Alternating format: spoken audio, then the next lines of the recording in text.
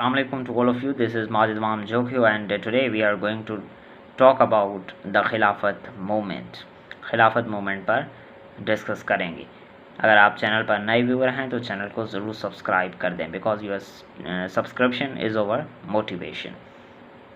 तो जो खिलाफत मूवमेंट थी वो एक इस पर आज का ये एक ब्रीफ और क्विक रिव्यू होगा। तो लेट्स बिगिन। तो जो खिलाफत मूवमेंट थी वो इंडियन मुस्लिम्स की जानिब से शुरू की जाने वाली एक ऐसी मूवमेंट थी जिसमें जो ओटोमन अम्पायर था उसको फिर से जो है वो स्ट्रेंथन करने की बात की गई थी कि जो ओटोमन अम्पायर है जो वर्ल्ड वॉर 1 के बाद एक शिकस्त खोरदा स्टेट के तौर पर सामने आया था, उसे फिर से स्ट्रेंथन करने की एक कोशिश थी। इसके बैकग्राउंड में थोड़ा जाएंगे। 1914 में एक वर्ल्ड वॉर 1 शुरू हुई थी जिसमें दो ब्लॉक्स थे या दो अलाइंसेस थे, एक सेंट्रल पावर्स थे और एक अलाइड पावर्स थे। जो सेंट्रल पावर्स थे उनमें जर्मनी, ऑस्ट्रिया हंगरी और ओटोमन अम्पायर अहम थे, और जो अलाइड पावर्स थे उनमें ग्रेट ब्रिटेन, फ्रांस और रशिया अहम थे। तो इनकी एक वॉर हुई थी जो तकरीबन 1914 में शुरू हुई थी और एक बाकायदा जंग की सूरत अख्तियार कर गई थी 1915 में। तो इसमें जो ओटोमन अम्पायर था वो एक शिकस्त खोरदा स्टेट के तौर पर सामने आया था, और जो इंडियन मुस्लिम्स थे दे considered the caliphate their spiritual and religious institution, and they thought कि अब जो ओटोमन अम्पायर है उसकी जो डिस्ट्रक्शन है या उसकी जो शिकस्त है वो इंडियन मुस्लिम्स की भी शिकस्त है। तो उन्होंने एक मूवमेंट शुरू की थी जिसमें अली ब्रदर्स ने एक अहम रोल प्ले किया था, और जो अली ब्रदर्स थे उन्होंने जो इंडियन मुस्लिम्स थे उनको यूनाइट किया था कि वो टर्किश या ओटोमन अम्पायर की मजबूती के लिए अपने इस मूवमेंट में हिस्सा लें। तो दो ट्रीटीज़ बहुत अहम हैं 1914 के वर्ल्ड वॉर 1 के ख़ात्मे पर जो तय हुई थी सेंट्रल पावर्स के साथ अलाइड पावर्स की। अलाइड पावर्स एक विक्ट्रियस अलायंस था और जो सेंट्रल पावर्स थे वो एक डिफीटेड अलायंस था। तो जर्मनी पर जो ट्रीटी इम्पोज़ की गई थी उसका नाम था ट्रीटी ऑफ वर्सलीज़, और जो ओटोमन अम्पायर पर जो ट्रीटी इम्पोज़ की गई थी उसका नाम था ट्रीटी ऑफ सेवरेज।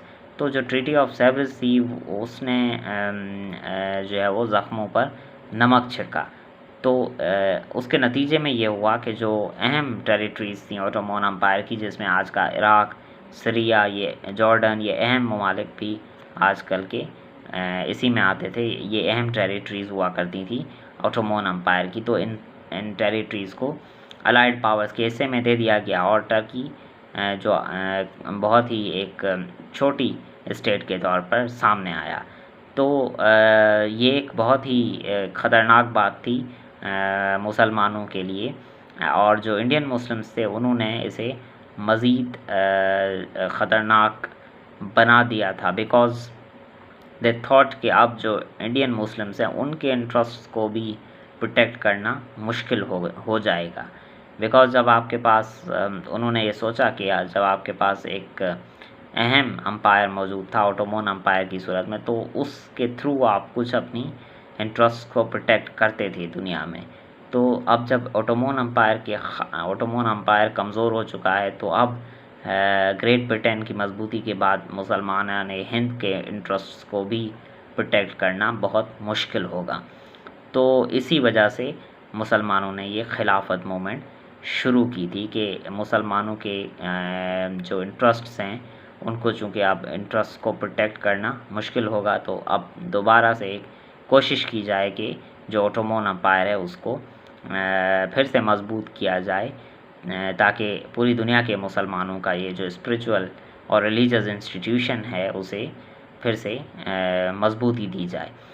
तो फिर कुछ हुआ यूँ कि जो कमाल अतातुर्क थे, जो टर्किश जनरल थे, उन्होंने ओटोमन अम्पायर उन्होंने कैलिफेट के इंस्टीट्यूशन को अबोलिश कर दिया। और फिर जो मुसलमान थे इंडिया के, दे थॉट कि अब हमारी इस मूवमेंट, खिलाफत मूवमेंट का कोई फ़ायदा नहीं होगा।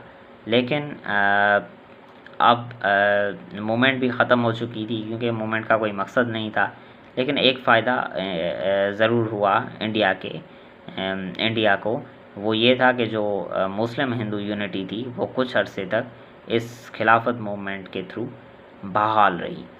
तो ये एक अहम फ़ायदा था जो इंडिया को, इस मूवमेंट, इंडिया की आवाम को इस मूवमेंट के थ्रू हुआ था।